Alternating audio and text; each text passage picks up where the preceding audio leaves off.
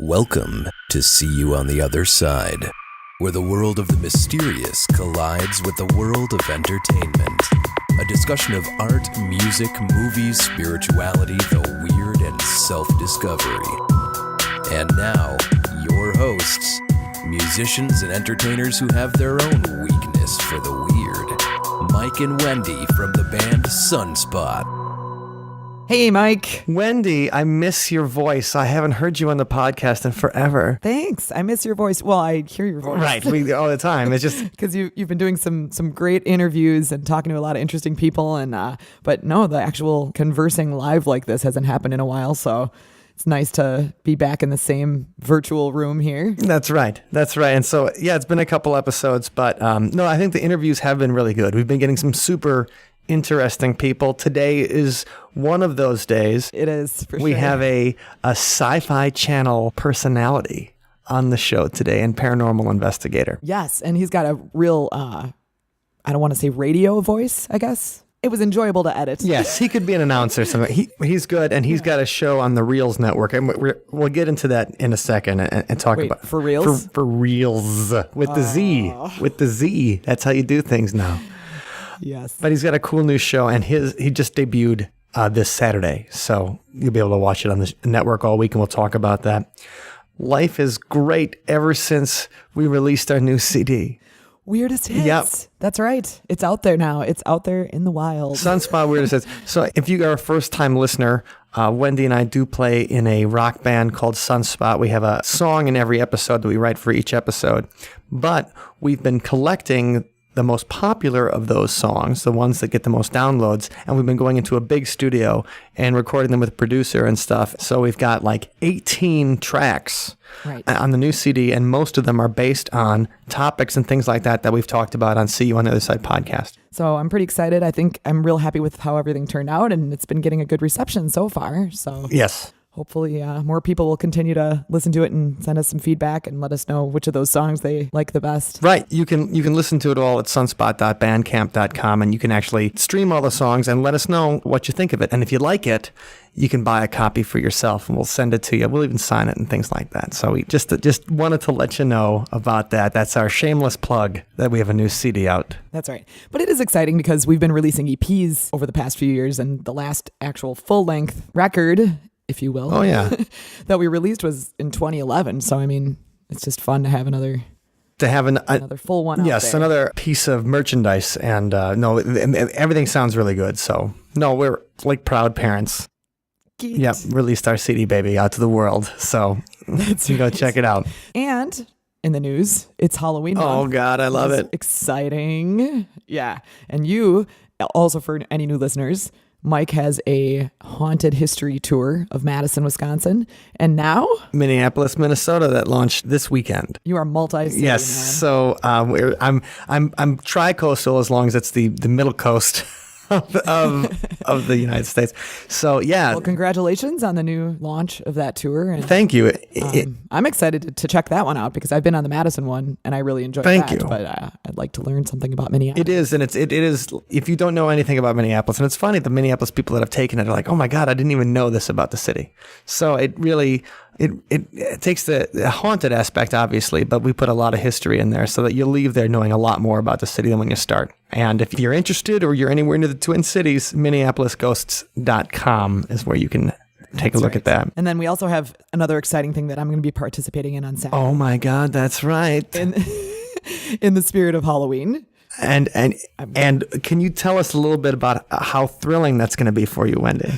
It's going to be very thrilling. The whole world is going to be thrilled, in fact.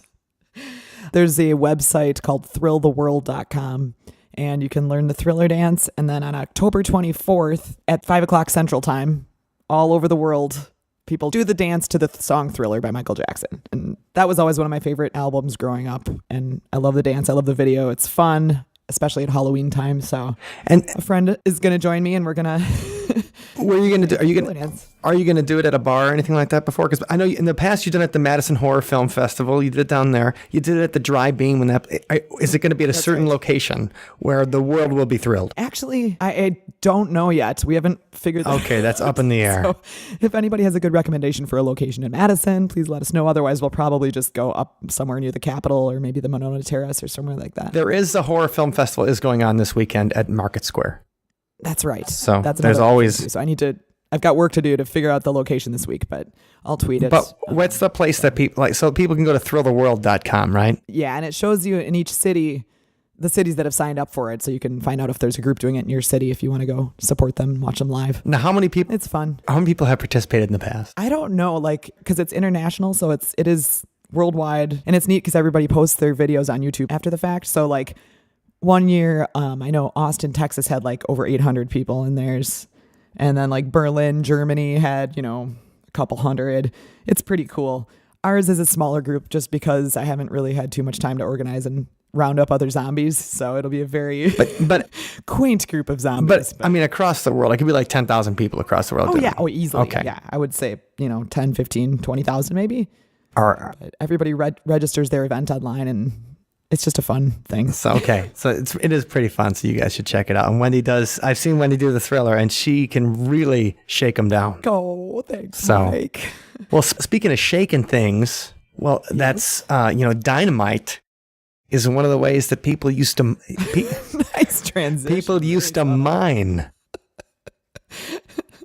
And so I'm not really huge in the paranormal reality shows. I think a lot of them are scripted, and I don't buy it.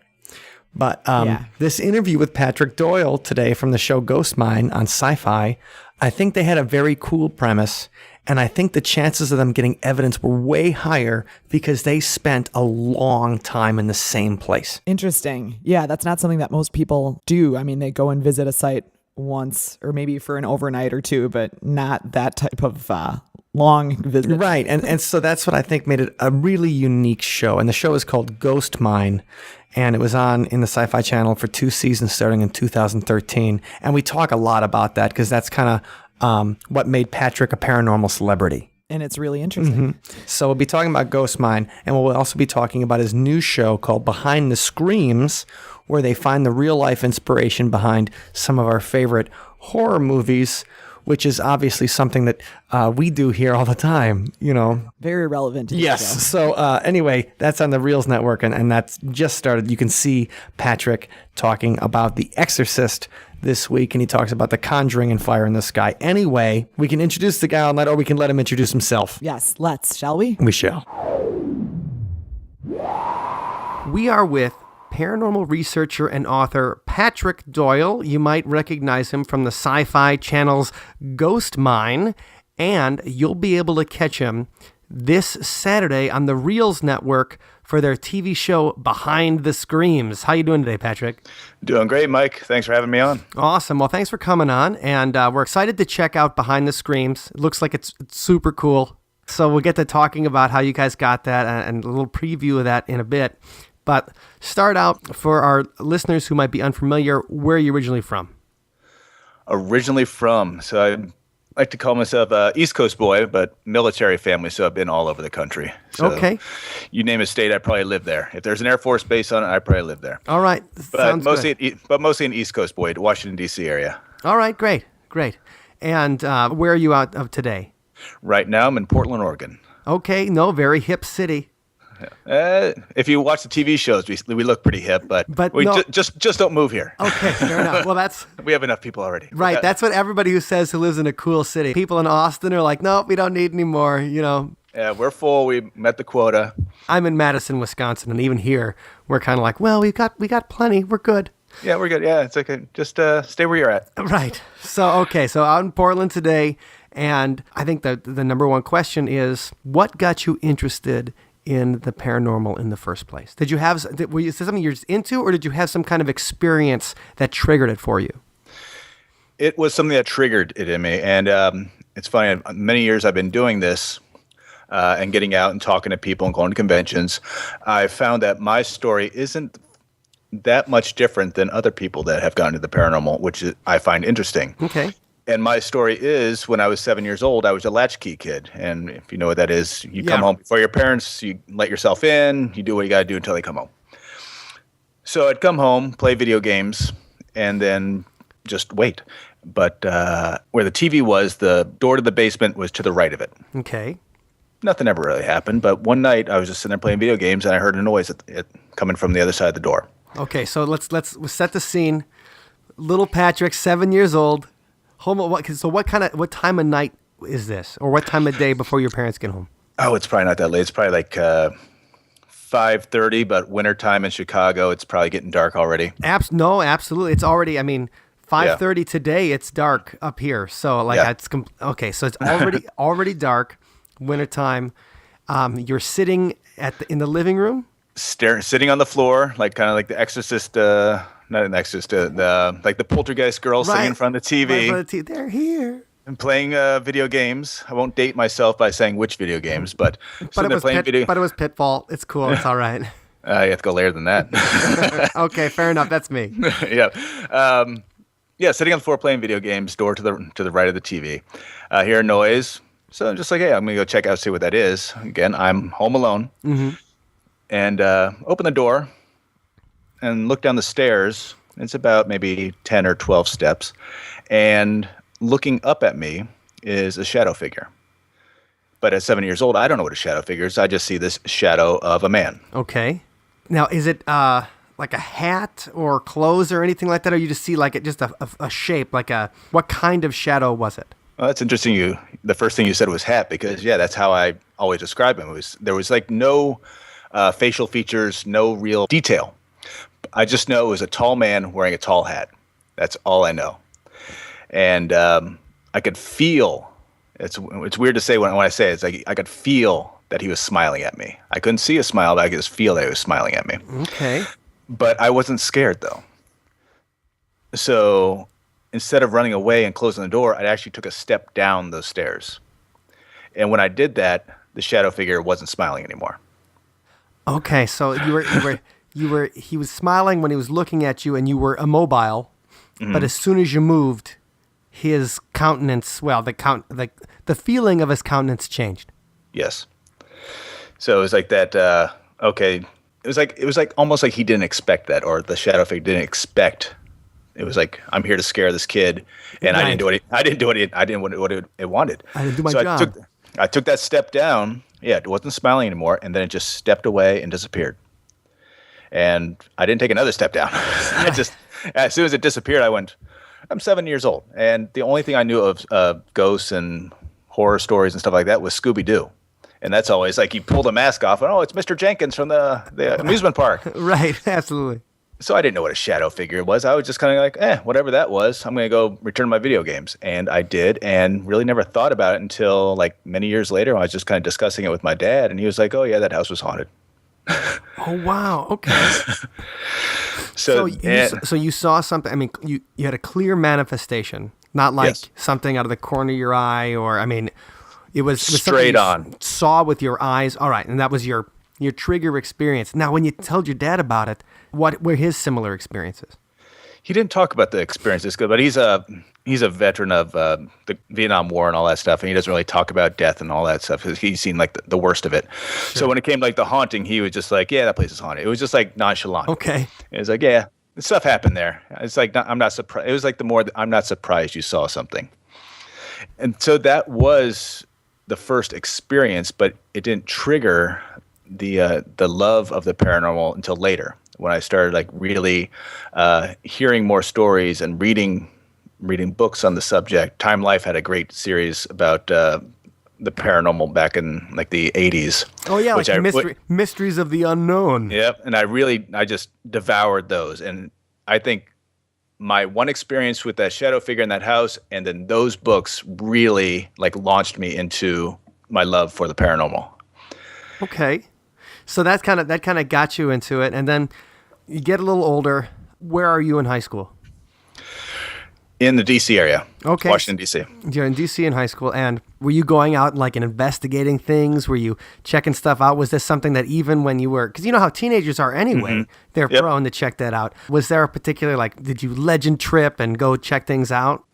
I was still in the research like stage then. I was still reading. I was still just taking in as many horror stories, ghost stories. I was just reading as much as I possibly could. I really didn't go investigating because, again, there was really no investigating groups at that time. I didn't share my stories with like people at school or anything like that. It was just me and my interest. That was it. Okay, so you didn't have a bunch of people that all went out together or anything like. You were devouring whatever you could find on the topic. Just take it all in. And then when I think it was like 18 or so, I moved out of the house and moved in downtown DC, like right in downtown. I was like 14th of Massachusetts, and back then that was a terrible neighborhood to live in, but the rent was cheap. Right. Hey. And there is when I started like going out to the haunted places in DC, like checking out the haunted buildings, because that place is just a historic landmine. Oh, absolutely. So I would just go, oh, that place is haunted? I'm going to go check it out. And again, no groups to hear of. There was no internet at the time, so I didn't know about EMF meters and K2s and voice recorders. I just went out with the hope to experience something. That's all it was. And that's all it is still now today. It's like my hope is just to go experience something personally experience something. And if something awesome happens, I'll share it. But most of my outings now, I still go out by myself. I still do it for that personal experience. And I'm still trying to figure out what that shadow figure was at the bottom of the stairs. Okay. That's pretty cool. Your trigger has a lifelong obsession that now has led to a career. Yeah, just a lucky career. It just, and we can get into the career a little later, but the career just kind of happened.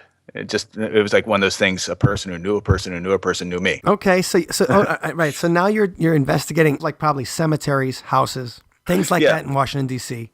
Yeah, anything that had a story connected to it. Okay. And you're down there checking out these legends and folklore. Mm-hmm. And you brought a camera? Was this before digital cameras?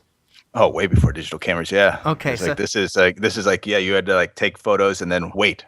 Right, it wasn't like I see an orb like 30 seconds. I had to look, check out this orb, everybody. No, you have to. Oh, thank God.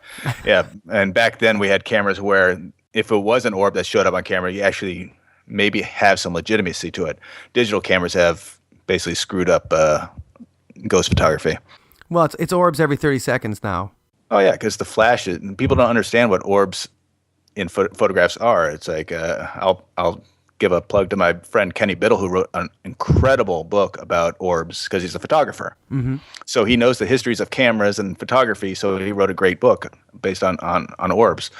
And it's basically if you look at the history of orbs and the history of camera advancements and technology, orbs show up at the exact same time that the flash was attached right next to the lens.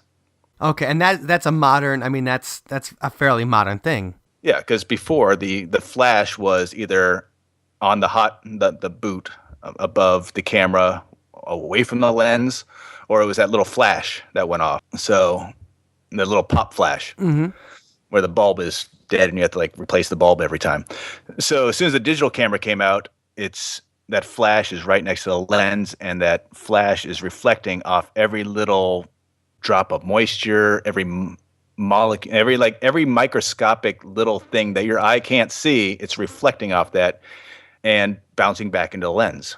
And then people are like, oh my God, it's an orb. And oh my God, it has a face. No, it doesn't have a face. Right. It's not an orb. It's my grandmother. Yeah, it's not a face on an orb. It's actually a reflection of the flash on something so small that you can't see it in front of the lens. Well, I'm with you 1,000% on orbs. Like it's always, I run a ghost tour in Madison, Wisconsin. And so people always come like, oh, maybe I'll get some orbs on this. I'm like, well, that might be good for marketing, but that's not really what we're in. If you get some more, like don't, I'm not going to be like, hey, yep, that's the ghost of the governor right there. I'm just not going to let you know. No, that's, I think, excellent advice. If you see orbs, we just need a little bit more proof than that. Like it really has to be a face. Exactly. I always say if it's an actual orb, it has to be a glowing ball that actually comes towards you, does something unique and spectacular and paranormal, and dissipates. It can't just be a little thing in a photograph. So that was a good tangent. And what's the name of the book so we can put it in the show notes so people can check it out? Oh, I don't have it on me. It's up in my library, but just look up Kenny Biddle. And then people will be able to find it? People will find it, Biddle. Okay, cool. Okay, so you're starting investigating before then. You're going out there and just checking. Did you have weird kind of experiences back there? I did. When you think about it, when you were going out on your own? Yeah, for some reason, and I always feel weird when I talk about my paranormal experience. Even now, after the TV shows and everything, I still feel weird talking about my paranormal experiences. But I see a lot of shadow figures. And in my history, I've seen figures a lot. And there were a few times in D.C. where I didn't know what I was looking at. It was just, I was looking at an empty window, and all of a sudden a figure would form and then dissipate. So those are the most I've seen, not full figure apparitions. I wouldn't say that, because everything I've ever seen doesn't have facial features or the detail of like the clothing. And I'd say, oh, what were they wearing? I'd say, I don't know, because everything I've ever seen has been a dark mass, a shadow, something that I could see through, or even more dense. But it just seems to be like a reoccurring phenomenon that is attracted to me, or I'm attracted to. Now, what kind of feelings did you get? Because, a lot of times you listen to Coast to Coast and they'll talk about shadow people, and then, somebody will have an explanation. You'll be like, well, and then they'll get into, well, the shadow people are from another dimension and they're here to kill you, blah, blah, blah. So what kind of feelings did you get when you see, beyond the initial, like, there's a little fear and adrenaline and everything comes with seeing something you can't explain? Mm-hmm. Did you feel fear? Or did you feel just like you were just encountering something benign or different? Yeah, I've never felt fear. Never felt fear. I've always, it's more of excitement than anything else. And I don't know if that separates me from the rest, but yeah, there's never been any fear of the unknown. It's me as a 7-year-old kid taking the step down the stairs. I still have that. It's like I see something, I'm like, what the hell is that? And right, let's go find it. Yeah, and people that watch Ghost Mine, we caught 2 shadow figures on camera, and those two times that I caught them, I was the first one to see them for some reason. It's like I saw them in the dredge, where I was standing face to face with one, and then we saw one in the Freemasons Drift, where we call it the Guardian, was standing right there and kind of dissipated into the rocks. I didn't run away from it. I ran straight towards them. Sure, because when's the last time you heard in the news that somebody got killed by a shadow figure? Yeah. Nobody's like, yeah, shadow people, they're killing kids all across the United States. Yeah, so to answer your question, yeah, it's like it's always just been this curiosity, but when you were asking the question, I brought up a story like from in DC. Yeah. I used to be a club kid, so the clubs didn't open till like 10, 11 o'clock. That's when they start happening. And I was just walking towards the Roxy one night, and I stop in the sidewalk, and I turn to this building, and I look up at the 3rd-story window, and I'm just looking in the window for some reason. Mm-hmm. It's that feeling that something's watching me. But I'm looking up at the window, and I see nothing, and like I told you before, something just appeared, like a figure just appeared and then dissipated. And I later looked up that building. It was a historic building, so I jotted down the name, and like, hey, erected at this date, and there were stories about it being haunted. Okay, great. So it's kind of your suspicions were confirmed. Yes, that's the point. Yeah, it's like and it started off as that feeling something's watching me right now, and I just kind of stopped in their tracks, and I knew exactly which window to look in, and there it happened. And it's kind of like when you talk to your dad. When you're like, hey, and he's like, oh yeah, I was haunted, don't sweat it. And that's I think that's the kind of thing that when you have those hits, when you're like, okay, I had an experience here, and now I see that other people have had experiences here, kind of, validates mine a little bit more to know that I just wasn't my imagination, or it still might have been in my imagination, but it just wasn't random that something happened here. Those are always good to kind of glam onto, because there's so many times where sometimes they don't get validated. Yeah. That it gets in there. And those are still fine, too, because I still chalk them up to, hey, something weird happened. Because, again, I don't share everything like too many groups do. They share every little bit of everything that happens. Right. It's like people that follow me on my Facebook and Twitter pages know that only time I share anything is if I am 100% sure If I go higher than 100%, I would. If 100% sure that it is unexplainable. Okay, awesome. Well, we'll have links to your Facebook and Twitter, obviously, Oh, yeah. in the show notes, so people can follow you and then they can see your adventures and what you're going. So you're in DC, you're checking out places, and then kind of where's the next part? Like, how does a guy who just likes going off on his own and investigating places become somebody who writes books and hosts a show, or goes in and starts making this like a mainstream part of his life as a figure in the field? Okay, it's like, let's do a quick timeline. So DC, I became a bouncer in DC, and this was during the Marion Barry days. So it was extremely dangerous. The cops were being paid off by corrupt organizations, shootings all the times. I was pulling knives and guns off guys all the time, every night, working these clubs. And one night I just woke up. Oh yeah, it was an awesome time. Being shot at is not something I recommend to anybody. But one morning I just woke up and says, you know what? I'm either going to be dead in a year or I'm going to make something of myself. And I said, I'm going to make something of myself. So I decided to move as far away as possible from the crap I was dealing with. So I moved all the way to San Francisco. Okay, other side of the country. I mean, completely different environment and attitude. I didn't tell any friends or anything. I just loaded up a U-Haul one night and drove across country, went across the Great Alien Highway while I was driving across. That was pretty awesome. And ended up in San Francisco. And when I moved into San Francisco, that's where the paranormal love just really kicked in. And because San Francisco, another great city for paranormal research and investigations. Oh, and history, and plenty of people open to new things, open to ideas. And it's just, no one would ever call San Francisco stodgy. Oh, not at all. And then the 1906 earthquake, there's so much tragedy there. And you got to think about it, like all the buildings that crumbled and all the rebuild of everything. I created a web series while I was in San Francisco called Haunted Hoax. And the series was based on, I have to go, let me go back a little bit before I go there. That's all right. I'm with you. So I wrote a book called Edgar Font's Hunt for a House to Haunt. And it's for young readers, ages 7 to 14. And to promote the book, I created these little fake ghost videos where the book is. So every video would start out, "My house is haunted," and it's Edgar Font, the main character. Okay. And then I create this little with fishing line and everything, like these little fake ghost videos. It's like, oh my God, it was Edgar Font, the main character from my book. And I posted these on YouTube. Okay. And most people got it because in the description I say these are promotional videos. None of these aren't real ghosts. Blah blah blah. People didn't read that little disclaimer. I was getting countless posts underneath the video saying, "Oh my God, this is great evidence. This is the most amazing thing I've ever seen. I'm sharing this with all my friends." And I was like, "Whoa, whoa, whoa! That wasn't the intended idea."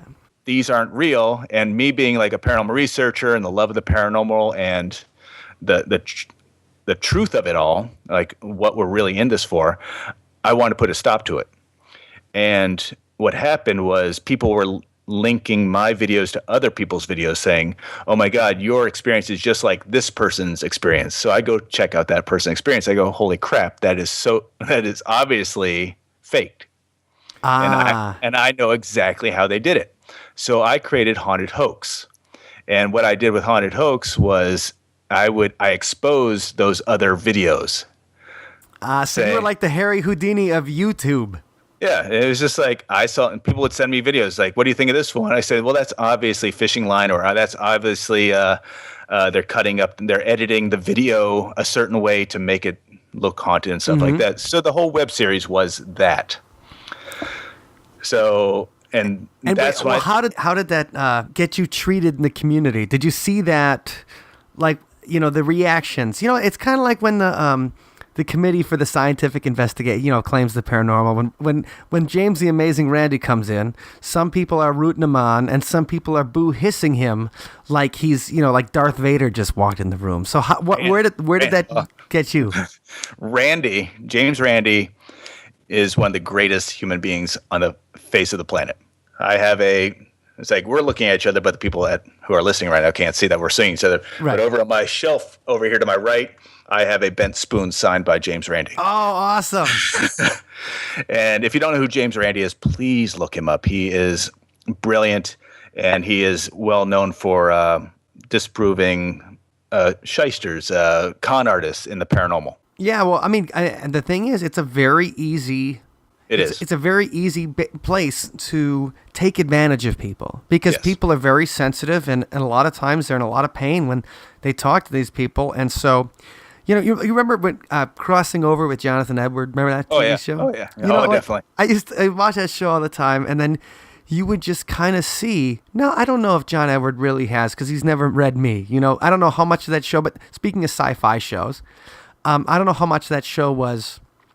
how much of him was cold reading, faked, things like that, or scripted, or even, people were plants. But I did know that a lot of people that were there, man, they wanted to believe, and they wanted to believe badly. Yeah. And I got to admit, I watched that show when it first came on. That was a long time ago when it first came on. I was like 15 years ago. I was like, holy crap, this guy could talk to the dead. And I started researching and looking into it. And James Randi and all that other stuff, and going, no, he's just cold reading. And one of my best friends is a magician named Aidan Sinclair. He was just on AGT to give him a plug. Okay, right on. And we were just talking about psychic tricks, and the thing with Edwards and many other, because I do believe that there are a few people out there that before I get into it, I do believe there are people out there who have that kind of gift of touching or tapping into. Sure. But they don't do it for profit. They do it for helping people. The ones that do it for profit are the ones I don't like. And Edwards comes up for that. And one of the tricks he and others would do was when the line of people was waiting outside to get in, he'd have plants there. And so if we're waiting in line together and you're there to talk to your grandfather or something, and I'm standing behind you, I'm going, oh my God, I'm so glad to be here. John Edwards is so awesome. I just hope that he could contact my mother. She was such a great woman. Why are you here? And then you start telling me your story, and I'm just kind of memorizing it. It's like, okay. Oh yeah, it's like waiting in line for The Price is Right or something like that. It's like, okay, it's like this guy named Mike. He's looking to talk to his grandfather. He died of a heart attack, and it's like you're just. As soon as you get into the auditorium, you lose track of where people are. That Mark, me, goes back to talk to Edward and say, okay, there's this guy and there's this person over here, and you just pull up that information. Yeah, I can totally see it. I can totally see it. For the first year or whatever, I was like, oh my God, like I think this guy might be the real deal, man. Because there weren't shows like that at the time, No. Like what was before? You had sightings. You didn't have this. I mean, what got me into the paranormal, like that's incredible.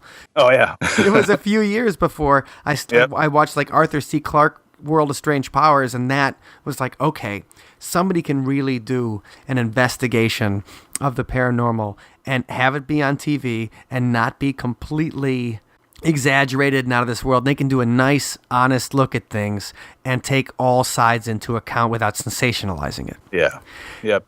And now obviously paranormal TV is that's the gig. Oh yeah. It's a gig, that's for sure. But yeah, I'm still waiting. I personally haven't had a psychic reading by someone who I didn't think was a shyster.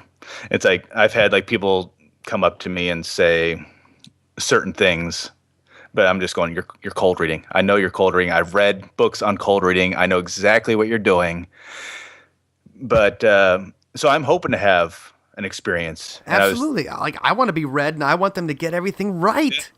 Yeah, because a big skeptic also is Grant Wilson. And I was having dinner with him one night a while back ago, like a year and a half ago. So just for the listeners, you probably know this, but Grant Wilson is one of the ghost hunters, TAPS, the Atlantic Paranormal Society. Godfather of the paranormal.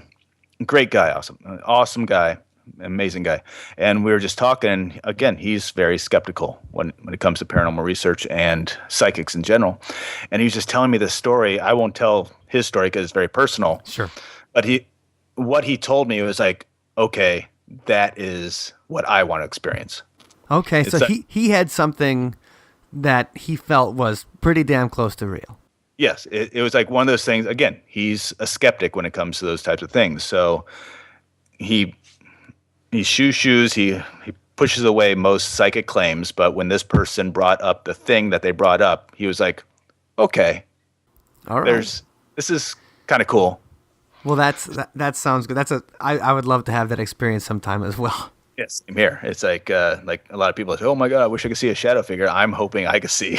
Right. I've seen a shadow figure. I'm hoping I can meet someone that can actually go, "Okay, this isn't a cold read. This is something that no one else in the world knows except you and maybe one other person." Well, like you said before, when you said that you like to only share things that you really think are unexplainable.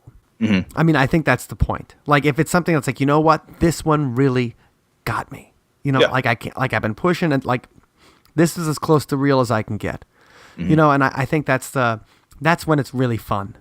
You know, like that's because it's like if you want to get sensational, we have plenty of movies, you know, that cover that territory and make it exciting and everything. So when you get it to like, I think this is real, I think that's where it starts getting really fun. Yeah, because you gotta imagine. I get a lot of emails with people sending me photographs and stuff like that, and I have to let a lot of people down. And to go back to a question you asked earlier about haunted hoax and how do people take right? How did they take you? The people that made the fake videos hated me. Oh, of course and they did. lashed out, of course. But the paranormal community in a whole really appreciated what I was doing, and it actually opened up the eyes of a lot of people. And I would get more thank you emails than anything else. I think the more credibility you bring to the field, you know, the more you help it be credible. I think everybody appreciates that. And to segue, hey, nice segue. That's how Ghost Mine happened. Okay. It's because of the haunted hoax, my credibility by doing haunted hoax. And the funny thing is here's like the funny twist. Okay. I had the web series called Haunted Hoax, which did what we just talked about. When I signed with Sci-Fi, they said, "Okay, that haunted hoax thing, that was cool, and that's why you're here, but you have to take it down because now you are Ghost Mine." I said, "Okay, that makes sense." So I took it down. They're buying your brand. Yeah, they're buying the brand. So I took Haunted Hoax down completely. Website, all the YouTube videos. Ghost Mine kicks in on Sci-Fi, becomes an instant hit. People are loving it, millions of viewers every week. And then you have your little trolls and those little haters out there, and they're digging into you. And that's the thing. It's like we were warned about this because like our executive producer worked on Ghost Hunters, the early years of Ghost Hunters. Right before it got huge, yeah, I bet. Yeah. Oh, yeah. Like season 2, season 3, he started there. But he was like, there's going to be these people out there just looking to like really just gnaw at you. And he says, you just got to ignore them. And yeah, there's those little trolls out there, and they dig in your past. And yeah, everything on the web, on the internet, you can't delete it. It's there in like some weird code, and there's some little troll out there that knows how to decipher that code. Ah, so they saw that haunted hoax was gone. Okay. Well, they just saw the title "Haunted Hoax," and and they didn't see any description of it. They didn't see any videos of it. They just saw the description "Haunted Hoax." So they said, well, how can Patrick be a credible like paranormal investigator on this TV show if he doesn't believe in the paranormal because he has this TV show, this web series called Haunted Hoax, where he's saying that all haunts are hoaxes. So they created this elaborate like story of how I'm not into the paranormal based on just the title of a YouTube series that did the exact opposite of what they were saying. Right. Okay. So it's just funny, and I have a lot of people, a lot of friends, like new friends that are have new shows coming out in the paranormal field, and I'm telling them the same things that was told to me. It's like there's going to be those people out there. You got to watch what you say. You got to watch what you post because there's those little trolls out there. They'll find you. Those little haters that are living in their mom's basement, who wish they had your life and are just jealous, who are going to like dig up every little nook and cranny about you and just twist it in the worst way. So when you start on that, and when you did this show, how did you feel they presented the things you found? You know, because I assume when you guys were doing some stuff, you found some things that you felt were pretty decent evidence. Yep. Yeah. How did you feel about how they presented it? My only complaint is they didn't show enough. Okay. Yeah. And I loved our production staff. I love what our sci-fi representatives, because they let us investigate. They let us do what we do best. And people always say, "Oh, every week you show all this great evidence." It's like, it can't be real because you're always showing great stuff. And I always say, it's like, here's our shooting schedule. Each episode is only 44 minutes. That's like, you subtract the commercials, you get 44 minutes for a show. They're down to 44 minutes. I guess that's right. Right, you know? So, but we're filming 6 days a week, a minimum of 12 hours a day. We did some 18-hour days every once in a while. Sure, I can imagine it's grueling. So 6 days a week, let's average it 14 hours a day, 6 cameras working on both on the mine and on Kristen. Like Kristen and I had 2 cameras, and the miners had 3 cameras. They're taking, just do the math. I'm terrible at math, so I don't know, like 6 cameras, 5 cameras, whatever it is. All those hours I was talking about. How do those editors create a 44-minute episode out of like 6 all that? Right, out of like 6 days of footage. Real quick though, for the people that may have not seen Ghost Miner, or some of our international listeners and stuff, let's give a quick summary of what the show was, because it wasn't just a ghost hunter show. It wasn't anything. Can you give us like the elevator pitch? I will, because I did this show because it was so unique. Yeah, I thought I was unique too. Because when they first came to me saying, "Oh, we love what you did on Haunted Hoax and blah blah blah, and we love your books and stuff like that," I said I don't want to do another cookie cutter show. It's like, because Ghost Hunters is out, and all these other shows were coming out at the same after that. They were just based on the same model. Team goes out to a location, investigates. Here's our evidence. New location. Here's our evidence, and blah blah blah. Ghost Mine, it was one location for the entire show. So the elevator pitch is, a 100-year-old mine is reopened, and a new mining crew goes in to dig out the gold. And when they're in there, they start experiencing stuff. They're hearing noises, they're seeing shadows, there's failure with the equipment, and just there's that weird feeling inside the mine that these are experienced miners. And they experience weird stuff all the time. They're dealing with death every day, the possibility of dying. Yeah, mining is no joke. Yeah. So when these guys are experiencing something they can't explain, or something weird, you gotta listen to it. So the mine owner's like, okay, I've already had one mining group tramp out, which means they quit and left. I'm going to bring in a paranormal investigating team to basically work side by side with these guys. So if they're experiencing something, the investigators could go check it out and let the guys know that's cool to continue to work, because it's not there to harm them. And that's where Kristen and I came in. And that's your co-host was Kristen Lumen. And she's a little younger. She was like an actress and hypnotherapist and stuff like that. So she brought in a different perspective than the straight up paranormal researcher. She's a hypnotherapist. On the actor side, I always had to defend her. She's not an actress. Because that's the thing with the trolls. The trolls like to go, she's an actress. Look at her. Look at this one clip I found. What she did, she lives in LA, and she had a friend that was putting a movie together. And they asked her, hey, do you want to be like in a part in this movie? So she said, sure, it's for a friend. So people always pull up that one little movie that, oh, she's an actress. It's like, no, she was helping a friend out who was creating a little low budget film. So she's an incredible investigator. She's been investigating since she was 14 years old. Okay. And she's still best friends with her partner, who she and another girl, they were like a 2-girl team. I forget what they called themselves. It was like a funny girly name. It was like 2 girly ghost hunters or something like that. I forget what it was. No, that's great though. But they're 14-year-olds. And so she's a great investigator, and now she does the hypnotherapy. So she did bring the yin to my yang, where I'm more the technology, the more historical research part of it, knowing, like, going way back into just knowing where it all started from. And she's coming from the way the brain works and how we see things and how we interpret things. So it was a great team to come into this environment. And that's what we wanted. We just wanted 2 people who work well together, but are the two sides of one coin. And so you guys did a bunch of episodes of Ghost Mine.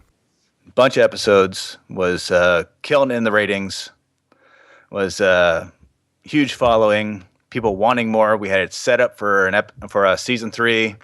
We were going to Arizona, and then management at Sci-Fi changed. Okay, was that when it changed from SCI-FI to SYFI? No, it was still the SIFI, the SYF. SIFI, that's a good way to put it. It was still that, but the way we heard it, our contracts for season 3 were on the desk of the person who had to sign the contracts, and that person got fired. New person stepped into the desk, sat down, said, "I don't like ghost shows." Swept that into the trash can. Right, and that's the thing. When these things change over, they always want to bring in their own ideas and stuff like that. And so you had 2 great seasons of Ghost Mine. 2 amazing seasons, like great evidence, and we wanted to do more. We still have it's been 2 years, and we still have an amazing fan following saying, "When are you coming back?" And unfortunately, the answer is always, it can't come back. And people say, "Oh, why can't you take it to Travel or Destination America?" It's because Sci-Fi owns the show. Right. It's like they don't own Ghost Hunters. Ghost Hunters is, I don't know the actual deal with it. It's like leased or something like that, where they buy episodes. Okay, so like the production company owns Ghost Hunters. So that's like it's not the network. Okay. Yep. So yeah, Ghost Mine is owned by Sci-Fi. All right. So does this change your life? Does Ghost Mine, like you said, like you just had a YouTube series, and now you've gone from the guy who was investigating these places on his own in DC, in maybe the not best part of town, in the dangerous era in the pre-gentrified DC, and now you're on the Sci-Fi Channel in a mine, like investigating this stuff for real. How does this change your life completely? Like, were you writing full time? Were you like working a job and like, holy crap, like I gotta get my miner's hat on. Like, let's go. That's a funny thing. It's like people always say, well, like, what's it like being on TV and the filming and stuff? Like, you eventually forget the cameras are there because you're so into the investigation, and like the true, like real investigators out there will understand that you're just you're enveloped in the environment and you're just investigating. So you forget camera. There are times where I would be investigating and I'd turn my head to the left real quick and I'd bump into the camera because I didn't know they were right there. Oh, okay. You just don't. So you just forget that it's going on because you're just doing your thing, and we never got 6 days a week. I mean, this is your life. Oh yeah, it was our life basically. It was just people just filming our life basically, and I didn't know what was going to be aired. I didn't know what was being cut together. So we would do viewing parties here in Portland, Oregon, and people would always want to talk, but I was going, no, I want to watch because I haven't seen this. Right, you were there, but you want to see how that your week of your life turns to 44 minutes. Exactly, and while Kristen and I were investigating one section of the mine, the miners were working another section of the mine, so we never got to see what they were doing. So it was interesting seeing their part of it. So it was like I was watching the show with fresh eyes as well. Okay, awesome. But that's also when I would like yell at the screens, like, why didn't they show that evidence? It was awesome evidence, and they didn't show it. What was the most convincing piece of evidence you think you got out of the entire 2 seasons? Like, there's something you're just like, you know what? That's what I've been looking for. Oh, there's a couple. Like I said, like I always call like Ghost Mine, the TV show, what was aired was like the highlight reel. That's what I call it because, like, again, it's like there's so much stuff that wasn't shown. The stuff that people will remember from the show is when I came face to face with that shadow figure in the dredge. There were no cameras, so people didn't get to see what I saw, but they could see in my face that they know what I saw. Right. There's the shadow figure in the Freemason drift that we talked about earlier, where I actually got a photograph of it, like going into the wall, into a solid rock wall. Got 3 shots of that, and I always love EVPs. EVPs are always like my favorite bits of evidence, like other than the stuff that you see yourself. Well, EVPs feel like you're talking to an intelligence. Because it's answering the question. Like a shadow figure could be a recording or something like that. An EVP, somebody's answering your question. In some cases, yeah, but we had some where it was more residual.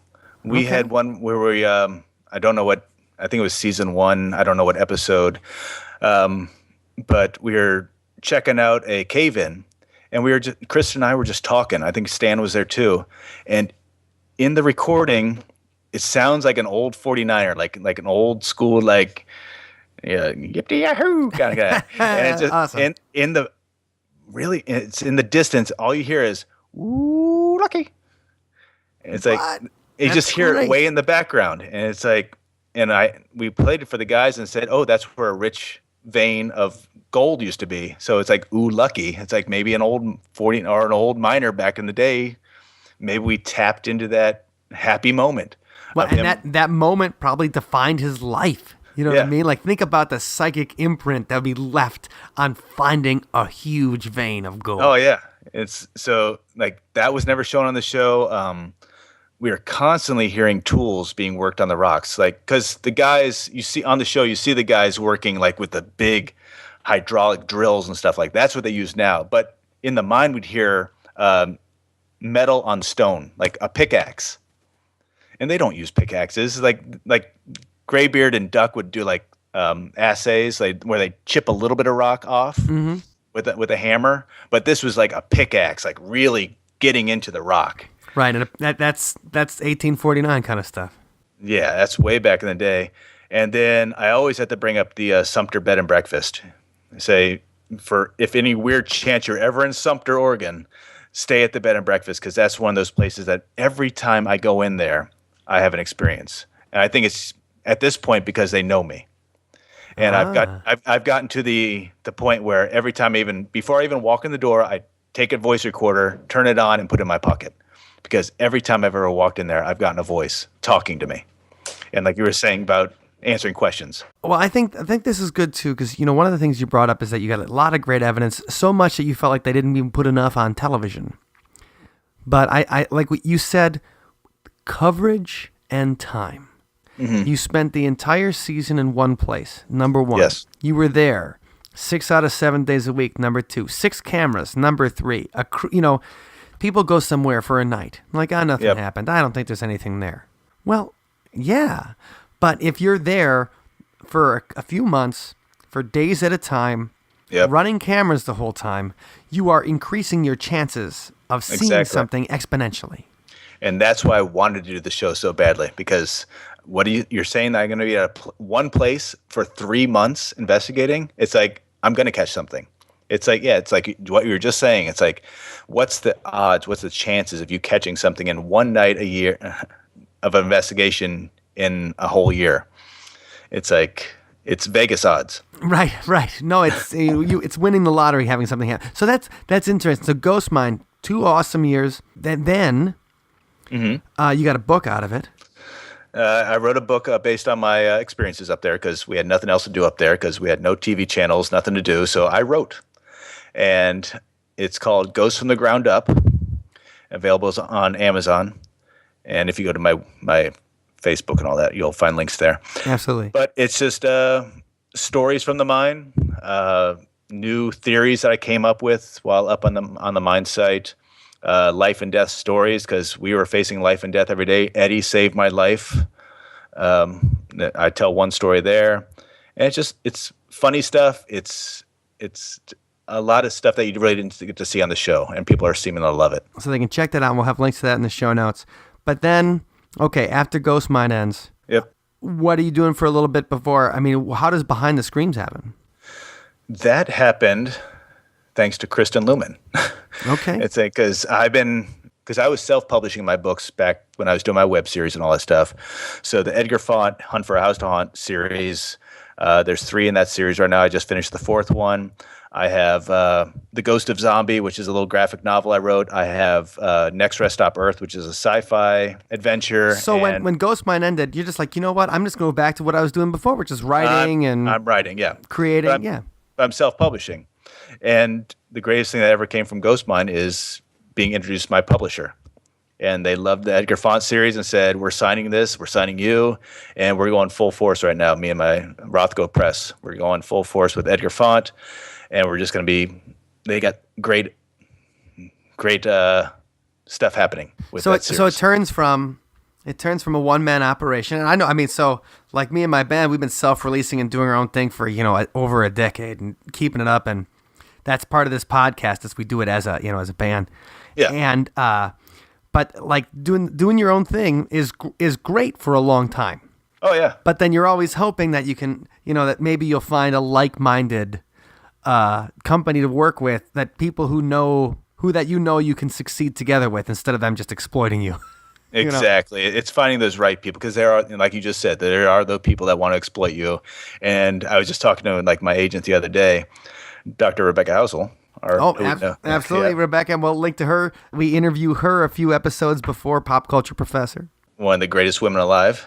Hardest worker women in the business. And she can talk. But I mean, like she can talk in like any subject. Like she'll do some kind of connection to something else and just go on. It's a very entertaining woman. Oh yeah, she's on it. But it's those people. It's just like the people that really believe in you and who you could trust, really. Because before I met these people, I was talking to Rebecca the other day about how many shows I've turned down after Ghost Mine. Because as soon as Ghost Mine was announced being canceled, I had a dozen production companies saying, okay, now that you're free from that contract, why don't you do this show? And they were the worst show ideas you could possibly imagine. All right, without getting too specific, what was the one where you didn't even want to finish? What was the worst example? Was something like like Haunted Frat, or like what was something that you're like, I can't even believe this? That would be a bad one. Oh my God. You're taking me back to really bad times. All right, I don't mean that. No, it's like one of those dredge it up like a therapy session. It's one of those things. Is like, you're bringing that up. It's like, no, I think like some of them were like just like, I don't know. Haunted Collector already did like haunted objects, but this was like haunted something, haunted. I don't know, action figures or something. I don't know what it was. It was like the worst thing ever. It's like haunted Star Wars figures or something. It was like the worst thing. But that led me to, I did an online experiment based on these terrible show ideas I was getting. Okay. I actually created a fake show to see who would believe it. And I created Naked in the Paranormal. Because that's when Naked and Afraid was coming out and all these other naked. Right, and naked dating and everything. Like, It's been a whole thing. So I created a little banner called Naked in the Paranormal, and I put it up on Facebook. Said, oh, can you believe that this show is actually going to happen? And if you feel like, I just put out a fake posting. Oh, people ate it up. It was showing up everywhere. It's like, oh my God, I can't believe that it's come to this. And eventually after 2 days, I was going to let it go for a week. But after 2 days, I was like, okay, I got to put an end to this because it's gone too far. It was like getting posted everywhere. I said, no, it was fake. It was a social experiment. And thank you for proving my point. That's awesome. Well, that is a great thing the fact that, when you're like, well, people will, it's like if you watch Idiocracy, in the future, there's a show called All My Balls. And it's like, well, I think we've all seen America's Funniest Home Videos. We know what happens. One of the greatest movies ever, too. Right. So that's a fantastic, just the idea of the naked and the paranormal and everybody picking up on it and realizing like, hold on, we got to shut this down before somebody makes it, and realize it got such a response that maybe we should trademark this real quick. Yep, exactly. But to get back to your question about Beyond the Screams. Okay, that came from Kristen Luman. She lives down in LA. So she was like, hey, I just did a part in this show for the Reels Network called Beyond the Screams, and they would love for you to be a part of it. I said, I'm in.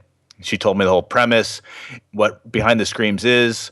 It's the true stories behind horror movies that we love and have been watching for years. So this Saturday, this is coming out Monday, so that's okay. Okay. So we'll just say, so people can probably watch this. It'll probably be run all week, especially because it's Halloween season. Okay. On the Reels Network, it debuted Saturday, October 17th. Yes. So on the Reels Network, debuting on the 17th of this month, we talked about the true story behind The Exorcist. And we really get into like, because I don't know, The Exorcist is coming up a lot right now because we got that live exorcism and going to be on some network here. And I see The Exorcist is always a Halloween story. And we just talked about it last week because my sister just bought a book at the Chicago Paranormal Convention called Haunted Boy, the secret diary of the Exorcist, done by Christopher St. Booth. Okay, yeah. And so that goes into a little bit. So it was a little kid in St. Louis in the 1940s, right? Mm-hmm. And we don't release his real name because he doesn't want his real name released. He's still alive.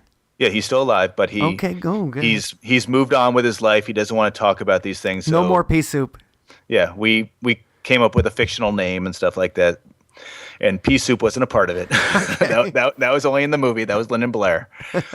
But I love this series, Behind the Screams, because I've always said the true story is always scarier than the movie. Mm-hmm. And the Exorcist episode, and then we did The Conjuring, which is coming up this Saturday. Oh my God, that is such an awesomely scary movie. I mean, I still think about taking my wife to that film and then her just at the end of it looking at me and saying, "I hate you." But the thing is, I knew the story. I read the story, and I was scared already. I watched the movie. I was bored. Okay, right. Well, because you knew the true scary story. I knew the true scary story. So when they said, "Oh, we're going to talk about The Conjuring," I was, hell yeah, let's talk about the true story because I saw the movie and it's crap. The acting's fine and all that stuff, and it's a good horror movie for if you never knew the story. It's a good horror movie. But the inspired by true events part, sure. But the true story is just, oh my God, it's so much more intense and involved. And we talked about The Exorcist. Now we're talking about The Conjuring and getting into that true story. So I hope you check that one out. What day does that debut? Is that another Saturday? Is that It's the Saturdays. So it was last Saturday. Conjuring is this Saturday. I don't have a calendar in front of me, but just say it's this Saturday coming up. Right. And then the following Saturday after that, we're doing Fire in the Sky. So we're getting to the aliens. Travis Walton. Okay. Yep. And that's is that going to be the Halloween episode? That's the Halloween episode. Okay. So it's awesome stuff. And I've met Travis at a convention in Seattle once, and he's an interesting guy too. So if you can, please check it out. Reels Network, Reels channel. I've already gotten rumors that Behind the Screams is already the 4th most watched show on the Reels Network. Okay, so it's doing well for him. In the history of the Reels Network. Oh, that's even better. So I'm hoping with Kristen and me on there telling stories of the true stories, we'll make it number 1. We got to make it number 1. Well, I encourage everybody to watch it because it sounds great. It's a lot of the same kind of things we do here. You find out like the pop culture that we all like and movie, and then you say like, you know what? There's got to be something behind it. Yeah, definitely. And delving into it. Okay. There's always something deeper behind what you're hearing. Fantastic. Beyond that, though, do you have any other kind of paranormal investigations or things like that you're doing right now that like on your own? Like you said, you still go out on your own. Do you still go out on your own? I still go out on my own. So you'll probably see me if you see like a weird shadow, like walking around a cemetery or something like that in Portland, Oregon area. It's probably me. Doing a lot of conventions, Comic-Con, like Dragon Cons, doing the paranormal convention circuit. If you want me in your town, just send me a text or a Facebook message, and I'll send it to Rebecca, and we'll get it taken care of. But besides that, just writing and got some cool new stuff coming up. Now, last question. So a lot of people listening, I know, are amateur paranormal investigators. Okay. So what do you think is the top piece of advice that you wish you would have known when you were 20 years old and wandering around the streets of Washington, D.C.? Duck. When you hear gunfire, duck. No, that's only if you're in D.C. back then. You don't need a lot of equipment, and you don't need a huge team. If you saw in Ghost Mine, it's just Kristen and myself. We had a lot of equipment, but we were given that equipment. When I do investigations now, I have a flashlight, a voice recorder, and a camera. That's all I have. And again, I do this for my personal experiences, but if I need to, I do want to record something for sharing if it happens. But those are really the only 3 things you need. Flashlight for safety, because, stumbling around in the dark, that's no fun. camera to capture their evidence, and voice recorder because, again, I said EVPs are the greatest bits of evidence I've captured in my career here. So don't spend thousands of dollars on equipment. Beware of certain groups out there, because there's a lot of groups out there that just want to be on TV.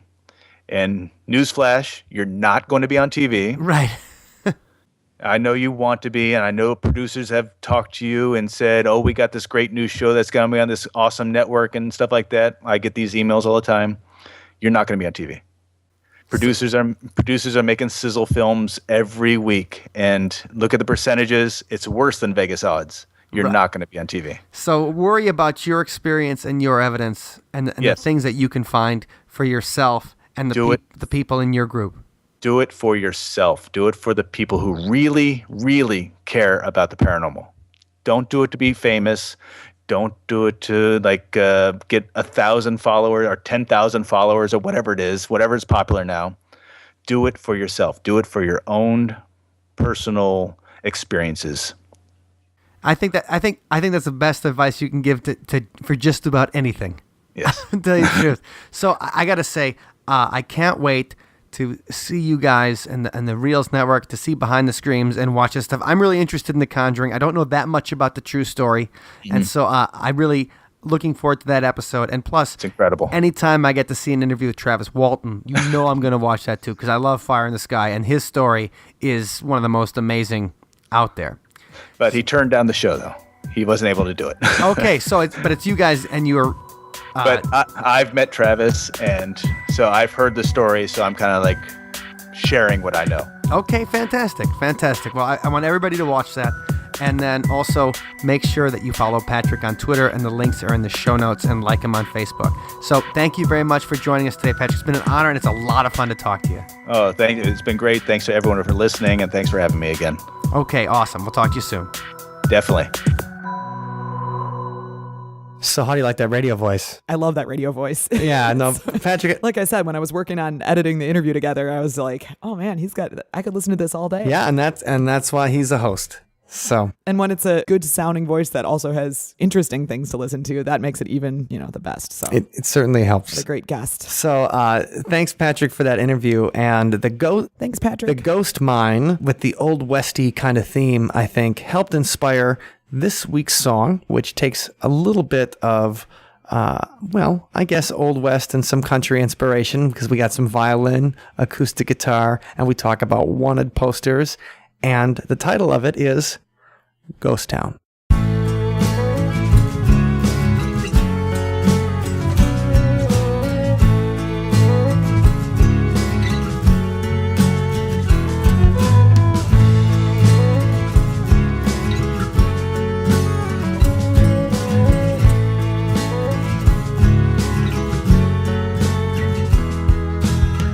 This place was never meant for human habitation, and it's just a ruin. Well, it's just a ruin now, and I can see the cracks in the foundation. There's a hole in the door from the fights waged here before. Let's not get caught with our pants down. I won't get busted with my fingers in that cookie jar again. This so bad is a hand-me-down. But if you wanna crash here, I'm game if you are. This whole place is a ghost town. This is the room where we store all the things we like to forget. Welcome to my hellhole, a place for the lost souls of all the hearts left here for dead. Don't get any closer, don't make any sudden moves. Don't look at me like that, I ain't no scaredy cat. This is a house of spirits, and this town is full of ghosts. So upright so convincingly, they don't have to be dead, but they're dead to me. See the wanted sign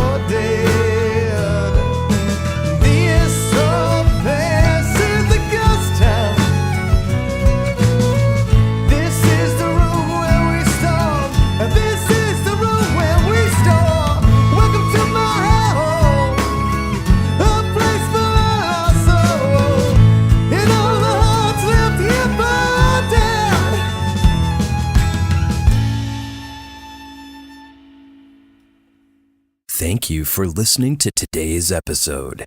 You can find us online at othersidepodcast.com. Until next time, see you on the other side. Ooh, lucky.